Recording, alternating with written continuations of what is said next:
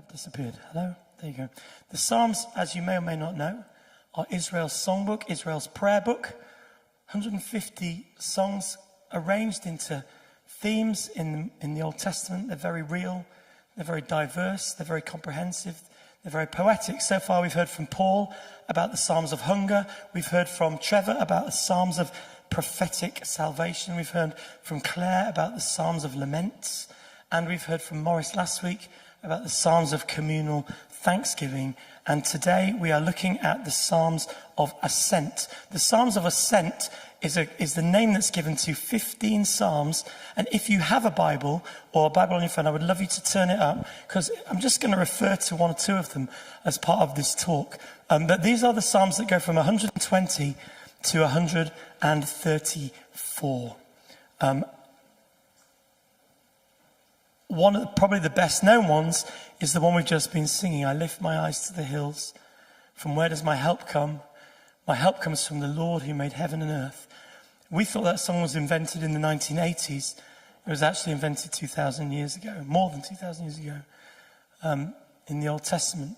I'm going to come back to that psalm, but first I want to tell you a little story. In 2018, I embarked on a trip with my son Zach to walk just for 4 days. We were walking the South Coast Path along the coast in Devon, from Exmouth along, we got as far as Chesil Beach. How many people have ever walked that path, the South Coast Path? One or two? Or you've walked another coastal path. I think the South West Coast Path around Cornwall is pretty well known as well. It was a 4-day trip. I insisted on going in Airbnbs, and my son Zach insisted on camping. So we camped, which meant we had to carry twice as much stuff with us, up the hills and down the hills. And I completely reevaluated my relationship with the land as I did it. I don't know if you've ever done this, but I remember going, I don't know if you know this, but if you ever just go round the coast of our country, it literally goes up and down and up and down.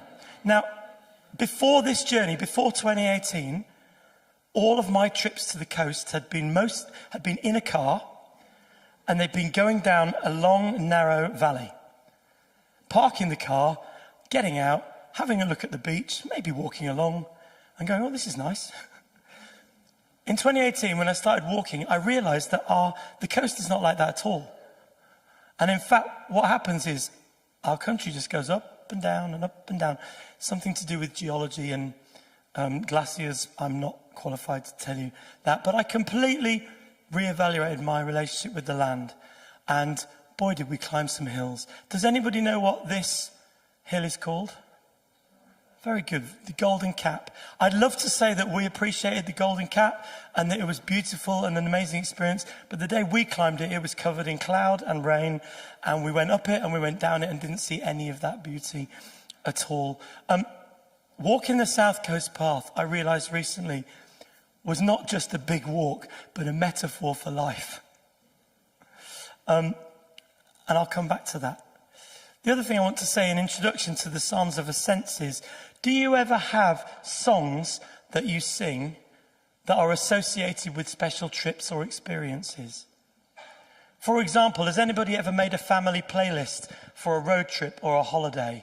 We've done that. Does anyone ever go to gigs or concerts and listen to the soundtrack of the band you're going to or the show you're going to on the way? Is it just me, or does anybody else do that? There's something we do, isn't there? I mean, who goes to football matches? There's plenty of songs associated with football matches. Some of them are clean as well.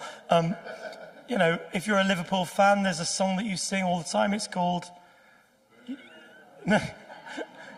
You'll Never Walk Alone. If you're a West Ham fan, it's called I'm Forever Blowing Bubbles.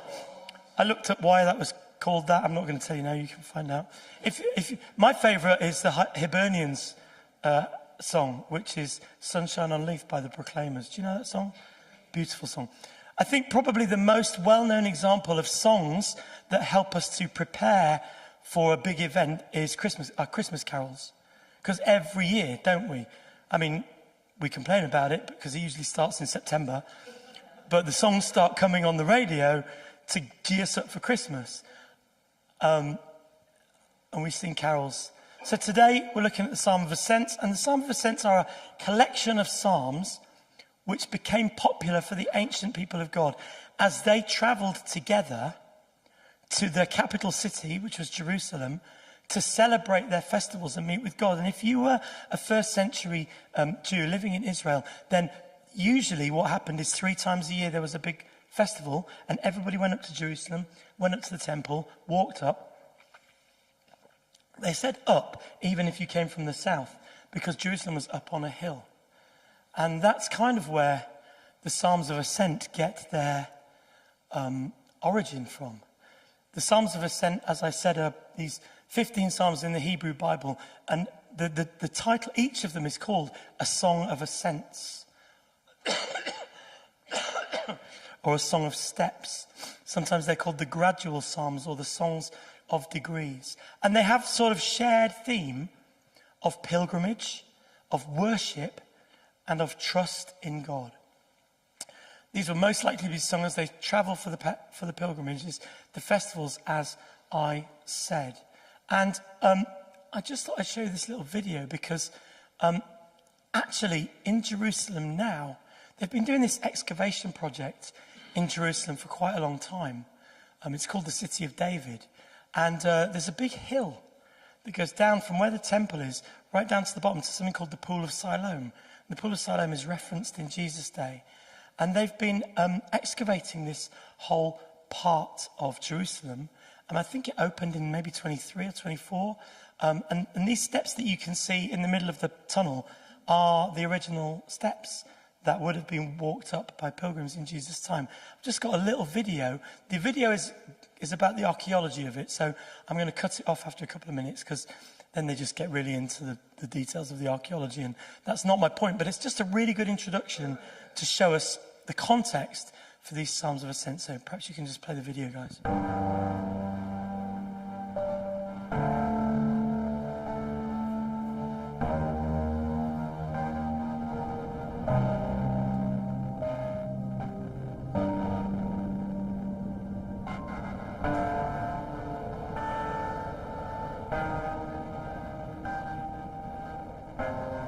This road is very special.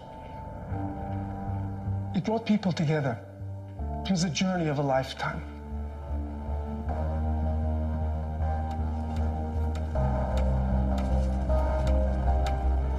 This was the last part of a fantastic journey, a memorable journey, in fact, a journey that would never be forgotten, of families, people, children, elder people. They gathered in small towns and villages, they came together, and then they began their long trek in convoys up the main roads to Jerusalem.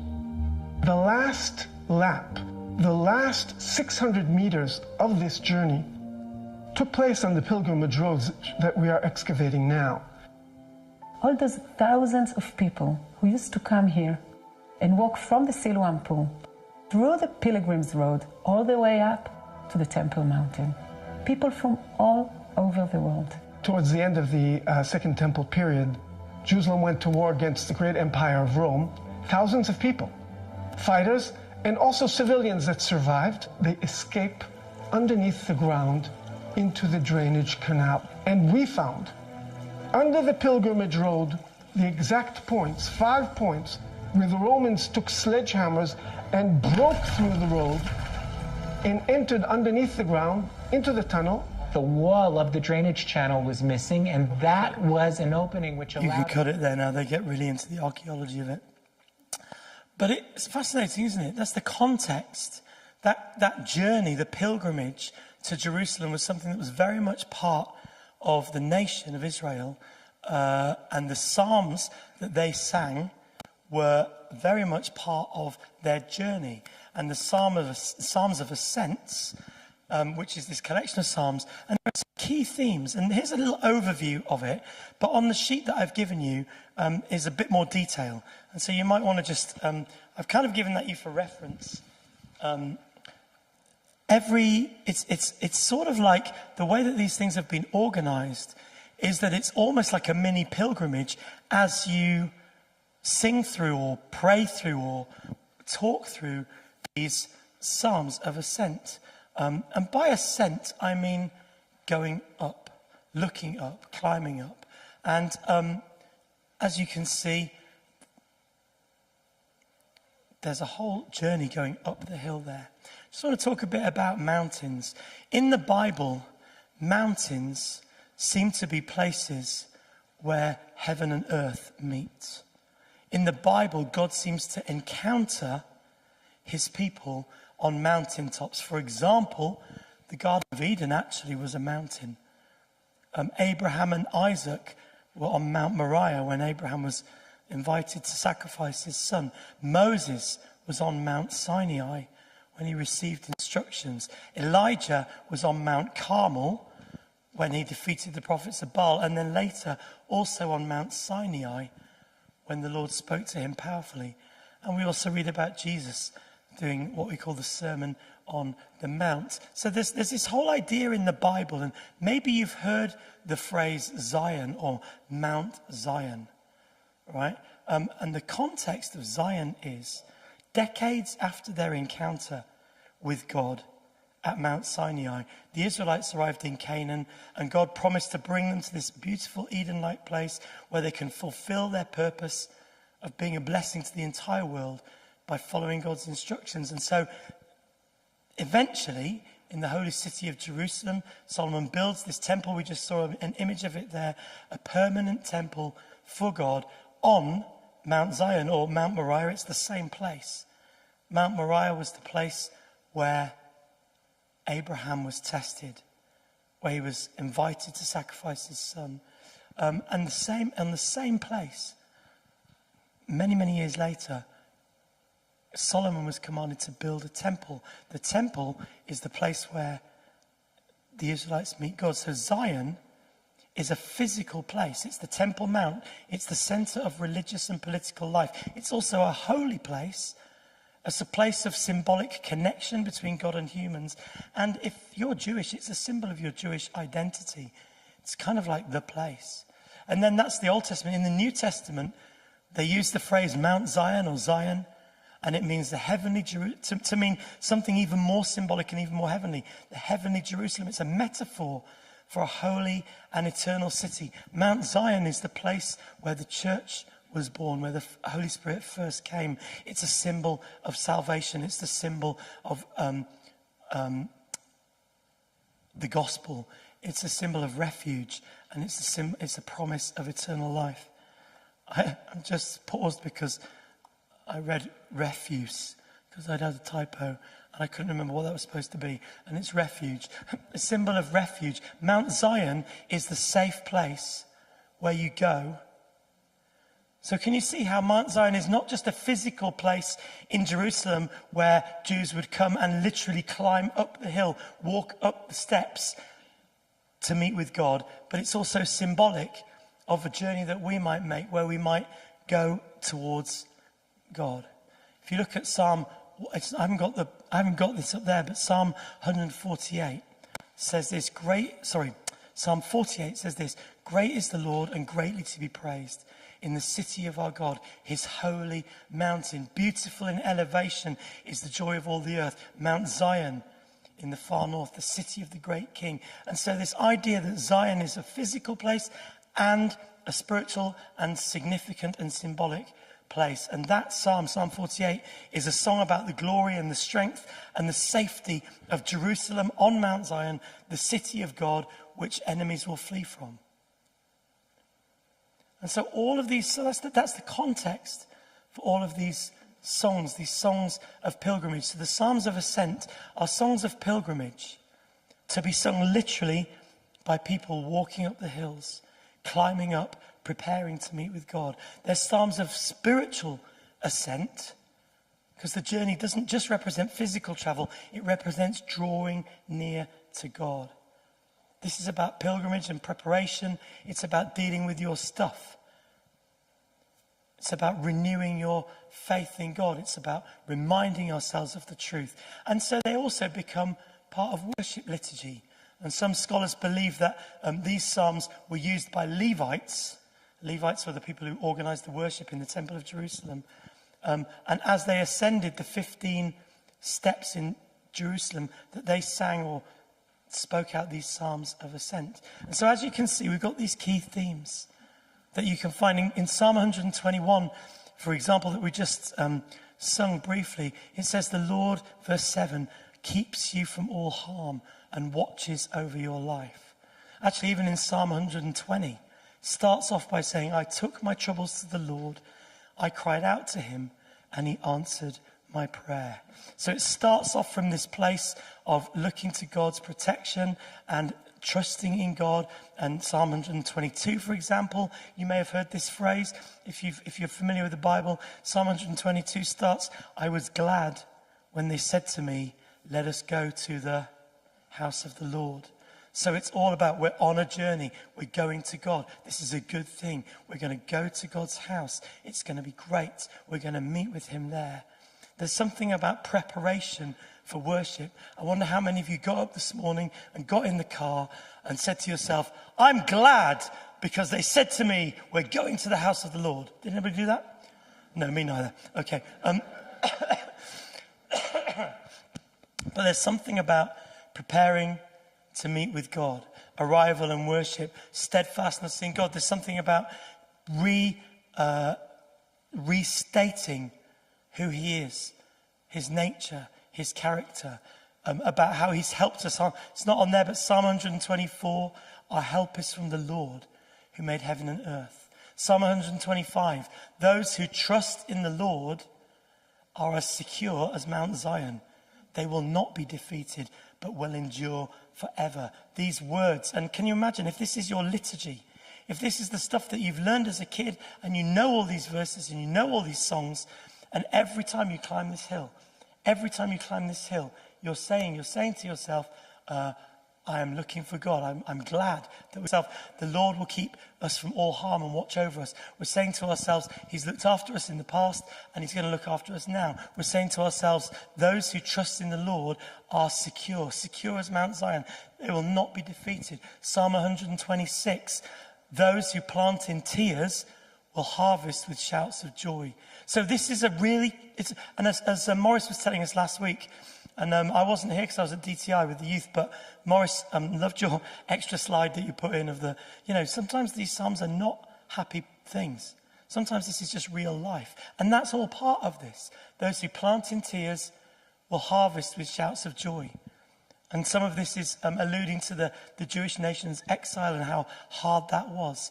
And then Psalm 127, which is thought of as the sort of middle part of this passage, which says, unless the Lord builds the house, the work of the builders is wasted. And if you've been around the church or you've read the Bible, some of these phrases will be familiar, right? Are these familiar to you? But when you look at them as part of this whole collection of songs of ascent, you can see that there is a journey here. Without God, there's no point. Our human effort is in vain. Goes on, Psalm 128. Blessed is everyone who fears the Lord, who walk in his ways. You'll eat the fruit of the labor of your hands, and you shall be blessed, and it shall be well with you. Psalm 129 is about endurance through persecution. My back is covered with cuts as if a farmer had ploughed long furrows, but the Lord is good. He's cut me free from the ropes of the ungodly. Psalm 130 is about hope and redemption. Lord, if you kept a record of our sins, who could ever survive? But you offer forgiveness that we might learn to fear you.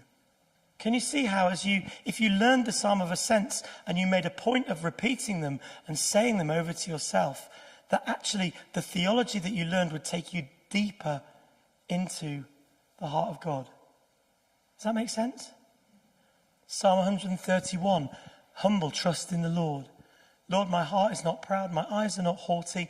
I don't concern myself with matters too great or too awesome for me to grasp. In other words, I'm me and you're you, and let's keep it that way. Psalm 132, God's covenant with David and with Zion. The Lord swore an oath to David with a promise he'll never take back. I will place one of your descendants on the throne. Psalm 133, one of my favorites. How wonderful and pleasant it is when brothers live together in harmony or in unity. It commands a blessing. Unity is part of the heart of God. And then the last one, Psalm 134, which we've already done this morning. Come bless the Lord. all you servants of the Lord who stand by night in the house of the Lord.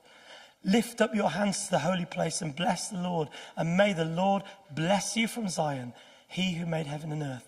If you wanted a picture of what's going on when we gather, every time we gather to worship God, you could do worse than those simple words. Come on, let's bless the Lord. Let's stand by night in the house of the Lord. Let's bless him. When we come to worship, a number of things happen, but the main thing is that we come to worship. The main thing is that we come to bless the Lord and give him what he's due. And when we do that, the Lord, because he's kind and gracious and relational, he comes and inhabits our praises and he blesses us. He comes and he meets with us and we encounter his presence and we encounter his love and we encounter his peace, and depending on how we are, the things that we need. I'm just going to take you back to my South Coast walk that I did in 2018 with Zach. One part of that's just the sheet that you've got. It's got some details on. I don't know if you can see this. This is the South Coast. Does this work? Yeah, it does. So here is where we started. That's Exmouth. And it was about 4 days. We're not very hardcore. We hadn't trained very much. And as I already said, my son Zach made me carry some really heavy gear. But we started here around Exmouth, and we were 4 days, and we ended here roughly here on Chesil Beach. It had been our aim to try and get to Swanage, but it didn't happen. Anyway, this part here, does anybody know this part of the world? It's near Seaton. I mean, it's between Seaton and Lyme Regis. And and a friend of mine who knew about the coastal path told me that the walk between Seaton and Lyme Regis is quite challenging. I've looked it up. It's called the Undercliffs Nature Reserve. And he said basically what happens is you go in on the path, you go into this big sort of forest wood thing. Every now and then, there's this little clearing in the trees and you get to see the sea. But basically it's a 4-hour walk, 3 to 4 hour walk. And once you're on it, there's just no way out. You've either got to turn around and go back or keep going. So I was prepared for this. But and here it is. No, hang on. Go the wrong way. There it is. This was the place.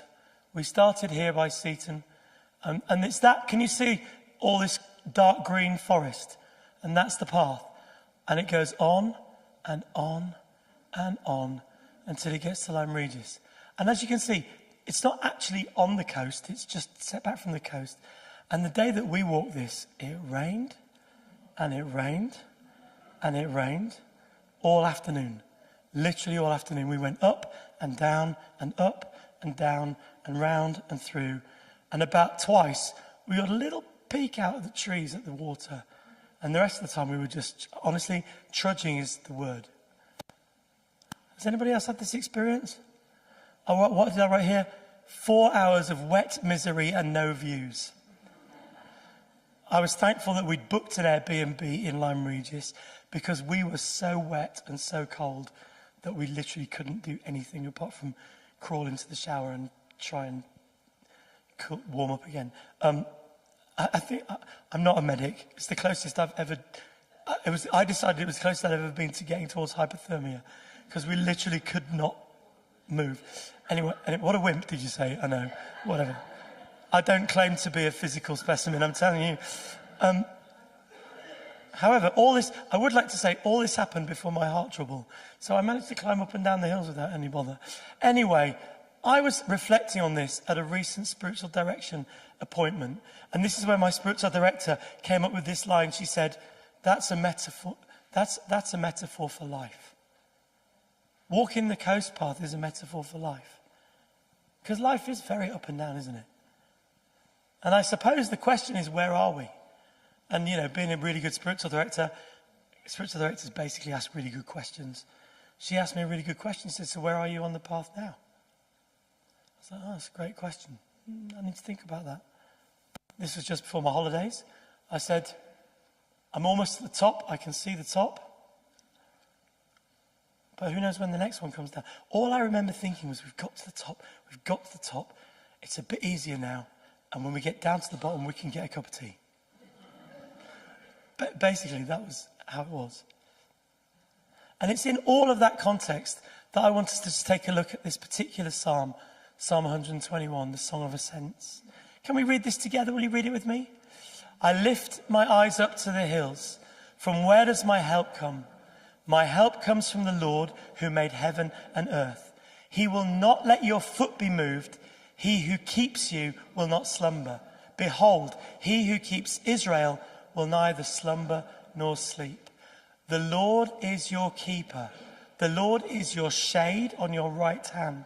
The sun shall not strike you by day, nor the moon by night. The Lord will keep you from all evil. He will keep your life. The Lord will keep your going out and your coming in from this time forth and forevermore. Just want to make a couple of comments about this psalm. I lift my eyes up to the hills. I love the fact that this is a call and response question, psalm, with a question and an answer. And actually it's a universal question, isn't it? The question is, where does my help come from? I heard somebody say yesterday that, I've always assumed that by hills, lift my eyes up to the hills, I'm thinking that's where God is. Somebody was saying to me that they sometimes think of this as the hills being the mountains in my life that are challenges that I have to climb up. So if I look at the things that are in front of me, where does my help come from? It comes from the Lord. So I don't know how you see those hills, but one way or the other, I know that what I need, when I need help, it comes from the Lord. I need help to finish this journey. I need help for the whole of my life. Where am I going to find that help? I'm going to find it in God. God who is the creator. God who is the creator of heaven and earth. That says it in verse 2. He made heaven and earth. God who has all the power. He's protector. He's comforter. He will not let your foot be moved. So in other words, I'm walking and I'm not going to slip off the path because God has got this. And I love this, that he who keeps you will not slumber. So God is not just all powerful. He is always watching, always present. I wrote a children's worship song about this subject. It's called My God Never Goes to Sleep. Because I decided that if God doesn't go to sleep, that means he never struggles to wake up in the morning, doesn't need a coffee, doesn't snore, doesn't dribble in his sleep, never finds himself trying to stay up late for one more story, never tosses and turns trying to get to sleep, never needs to count sheep because he's awake all the time. How amazing is that? And when we start to think about God, we've only got our own metaphors to think about it with, and our metaphors are weak compared to that. But I do love this idea about him being our keeper. Behold, he who keeps Israel will neither slumber nor sleep. And then he talks about this in the next couple of verses. The Lord is your keeper. And the word keeper is shamar. And it means to watch over, to guard, to protect. So in other words, we never have to worry because there is always somebody guarding us, watching over us, protecting us, keeping us. How is God able to do that for all of us, I hear you ask? Because he's God. It's a lovely poetic idea, Nigel. Yeah, I love that. Oh yeah, God's there all the time. How does that work in practice? How can he be keeping watch over every single one of us and all the other people out there? I'm part of this church. I can't keep watch over more than half a dozen people. It's a lovely poetic idea, but and that's where you get the idea that these psalms are poetic and they're songs and they're prayers, but actually what underpins them is a whole world of fundamental truth, which you can find in the Bible. And so in 5 minutes, I want to talk to you about the incommunicable attributes of God. And what that means is the attributes of God that are only about what God can do and not about what we can do. In other words, the ones that he doesn't share with us. You see, God is independent. And this all comes from a theologian called Wayne Grudem.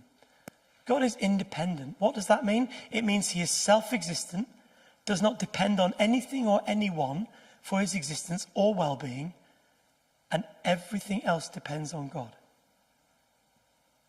That's just a fundamental truth. There's plenty you can dig out of the Bible to show this, but the particular verse that highlights it is in Acts 17.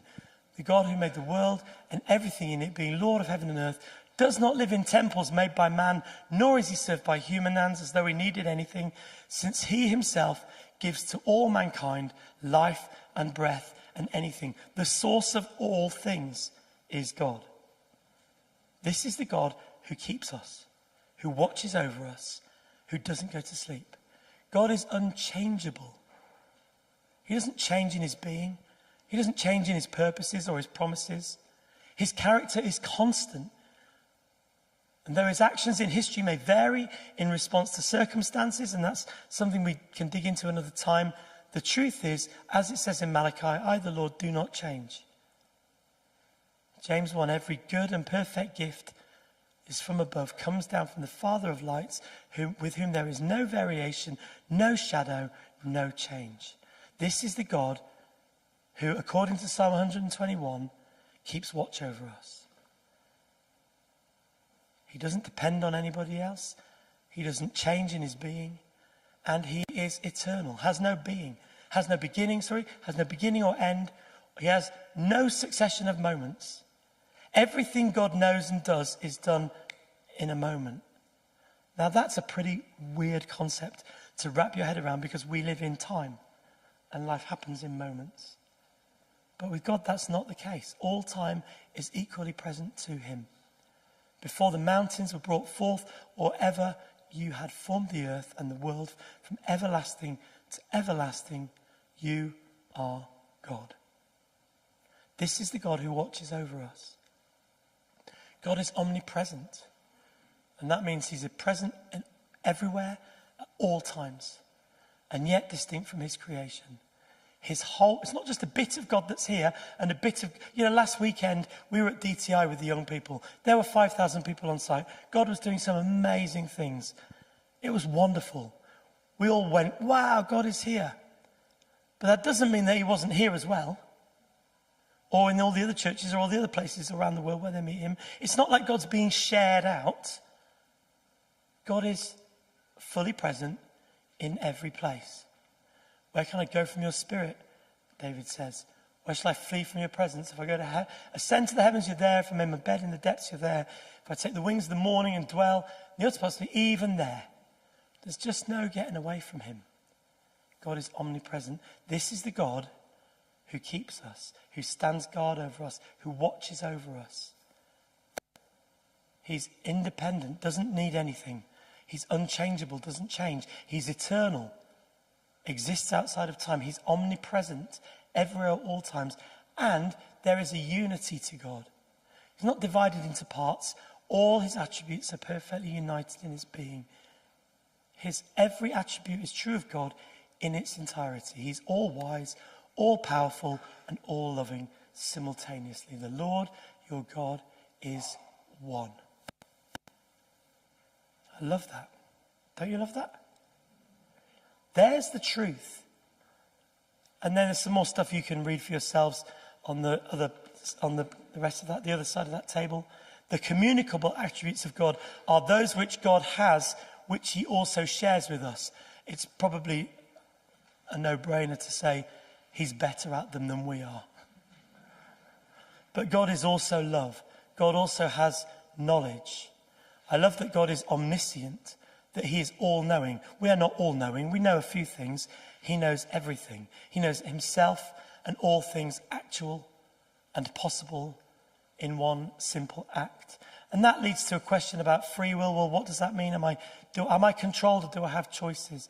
And Augustine wrote about this. And he wrote about the providence of God. He said two things are true. One is that God is continually involved in all things, that he preserves them and maintains their properties. In other words, rock is hard, water is wet, because God gave the rock the property of hardness and the water the property of wetness. This is basis for science and technology. These are constants in the universe. Materials will continue to act in the same way under scientific conditions. If you keep bashing your head on a rock, you will hurt yourself. It will still be hard. The rock will not change. And yet, so God is sustaining and upholding the universe consistently, and yet God also cooperates with created things. That's us in every action, directing our distinctive properties, causing us to act as they do. God causes the grass to grow. Events that seem like chances, the affairs of nations, all the aspects of our lives do come under God's providence, under his providential control. Basically, stuff happens, but God is behind it. As we dig into this truth that God is all-knowing, that he is united, that he is all-present everywhere, that he is eternal outside time, that he is unchangeable, and that he is independent and doesn't need us. All of that is the theological underpinning, and there's a sheet you can look at, for us to be able to say, I lift my eyes up to the hills. From where does my help come? My help comes from the Lord. The Lord who made heaven and earth, who will not let our foot be moved, who will keep us, not slumber. He will keep Israel. He will neither slumber or sleep. The Lord is your keeper. The Lord is your shade at your right hand. The sun will not strike you by day, nor the moon by night. The Lord will keep you from all evil. He will keep your life. The Lord will keep you going out and your coming in from this time forth and forevermore. The Psalms of Ascent help us to lift our eyes to God. It's sort of like a script. Do you ever find that you're feeling so rubbish that you don't know how to pray? Or is it just me? There are times when I find I either don't know how to pray, I don't know what to say, or I can't pray because my emotional state is so bleak. Perfect time to call up Psalm 121 and just read it. You don't even have to mean it. Just read it. I lift my eyes up to the hills. From where does my help come? My help comes from the Lord who made heaven and earth. As I start to tell myself to pray these psalms, these prayers, these songs that have been being prayed for centuries and generations, as I start to do that, the truth of who God is comes to me. That's why we have the Psalm of Ascent. And for Israel, as they were preparing to go up the mountain and climb the steps and come towards the festival, they're dealing with their stuff. They're confessing their sin. They're, acknowledging the difficult things. They're remembering the times that God has been with them in difficult times in the past. A year or so ago, a year and a half ago, those of you who are around then will know I was dealing with some health stuff with chemotherapy, and it wasn't easy. And in the middle of that time, I had to keep telling myself, I feel rubbish today, physically rubbish and emotionally rubbish, but the Lord is still God.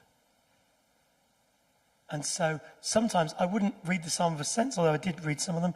I would find a playlist of worship songs that were similar, that had some of these songs, some of these words in them, that just spoke to my spirit, spoke to my soul. And sometimes when we're in that kind of a space, we just need spirit to spirit. And even just speaking the truth out. I don't know how you find it, but I find reading internally is not as powerful as reading the words out loud. It's just me. I look to the mountains. Does my help come from there? My help comes from the Lord who made heaven and earth. I'll read, from the depths of despair, O Lord, I call for your help. Hear my cry, O Lord. Pay attention to my prayer. Sometimes I would just read it and then I go, hey God, that's all I can say today. And I just sit with it. And that's what these songs of Ascent. So whether it's as part of an everyday journey, whether it's as part of a pilgrimage, whether it's part of your routine, whether it's on a Sunday morning as you prepare to come to gather with God's people in church like this, or whether it's in the midst of just a tricky situation, a difficult, challenging situation. I know that some of us, perhaps many of us, have got things going on. they're all the right times to come to God with the Psalms of Ascent. And what we're going to do is, I'm going to stop now. Amy and Steve are just going to come give us some notices, and then we're going to worship together. And we're going to start with that song, and we're going to worship God together. So wherever you are, whatever's going on for you, maybe just decide in your heart, as I come to worship today, I'm just going to try and bring my whole self. I'm going to bring the stuff that's going on. I'm going to be real about it. And I'm going to lift my eyes. Steve, Amy, over to you.